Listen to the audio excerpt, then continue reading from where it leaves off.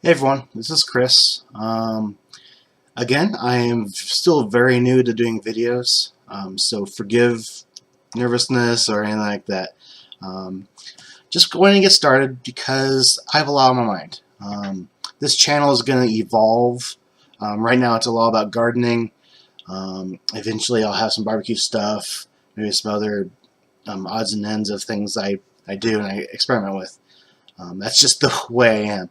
But really what I want to do today is explain a couple things. One, what Silverleaf Creations is, and why I started gardening. Those are the two main things. Silverleaf Creations is something that I started probably about 2003, 2004, when I started doing crafts and projects. I started with leatherworking. I pretty much anything I had made, I'd put my stamp of Silverleaf Creations on it to be an unofficial um, company name brand. That way, if that ever took off, or for whatever reason my wares were out in the world, somebody would recognize the name. That's always the hope and dream, right? And it evolved as I got into different things, from leathercraft to sewing to brewing, making wine and stuff like that, and beer. I still do that, not as much as I used to, but I still do. And every time I make something, I always put the Silverleaf Creations name on it, because that's just who I am. It's just anything I do professionally or creatively, I always think of that name. Where the name came from, honestly, Silverleaf was a name from a um, from a character that I had in a role playing game. Um, I'm showing my geek, but that's honestly where it came from.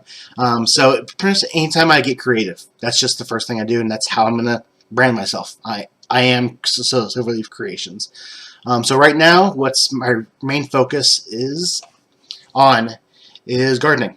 I've done countless hours of watching movies and videos on YouTube, reading. I've gone to classes. I'm doing webinars, just learning everything I can.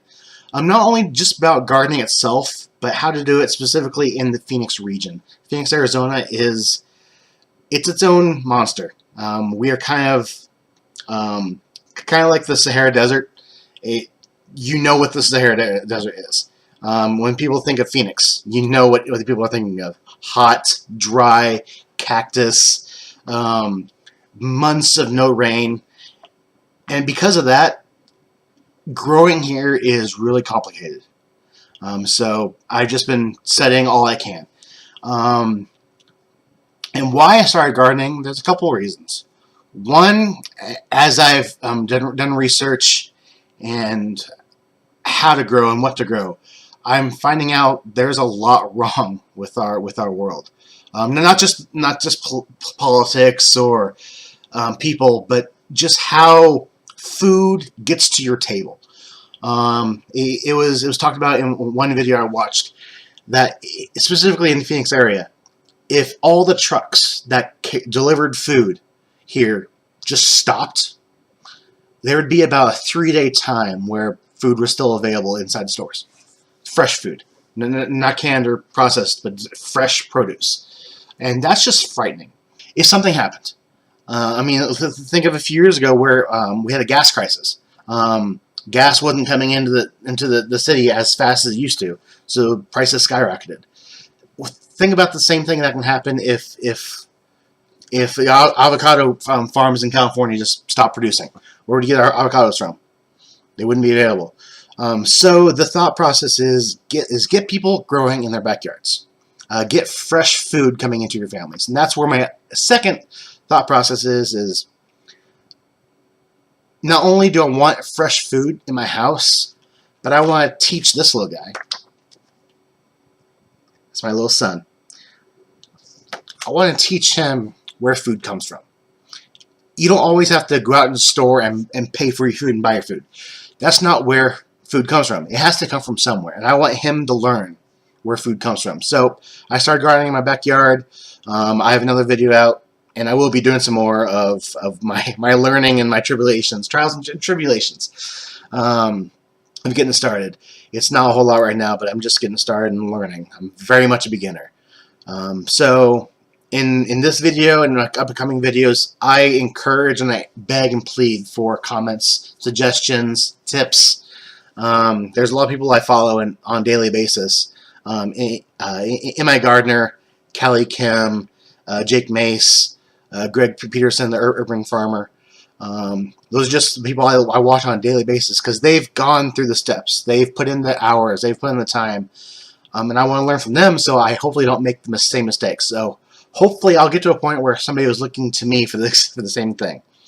And basically, that's all I want to make this video on is why I have the name and why I'm gardening.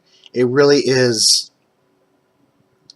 I want him to know where food comes from and to give him a healthy environment. Sorry for the noise. I should have turned my phone off. And gardening, my very first memory of gardening was actually, I want to say, either kindergarten or like first or second grade. I just remember the school having a small garden, and let me turn that off. Hold on.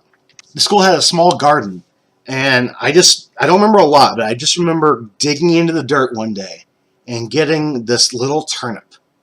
And at what I was 6, 7, 8 at the time, not knowing what a garden was. I thought food came from the shelf in the grocery store.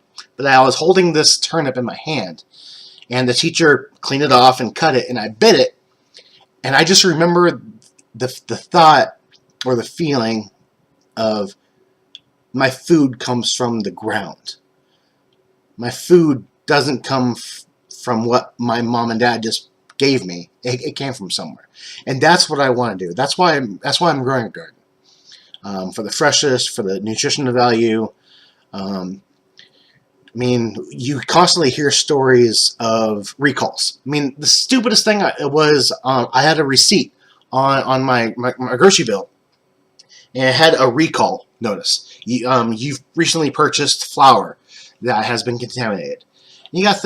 I was thinking about that. I mean, what can cause flour to be recalled? And usually isn't the process of making the flour, because that's all standardized and machinery. I mean, sure, machinery breaks down or something happens, but that thing gets fixed right there.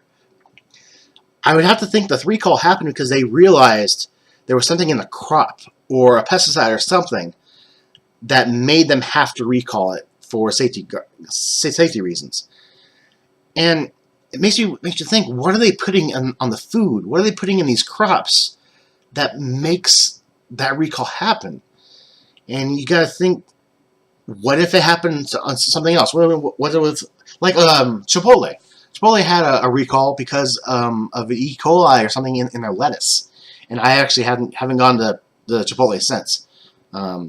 Good place. I don't fault them at all, but they just, whatever happened, that recall made me not want to go there anymore.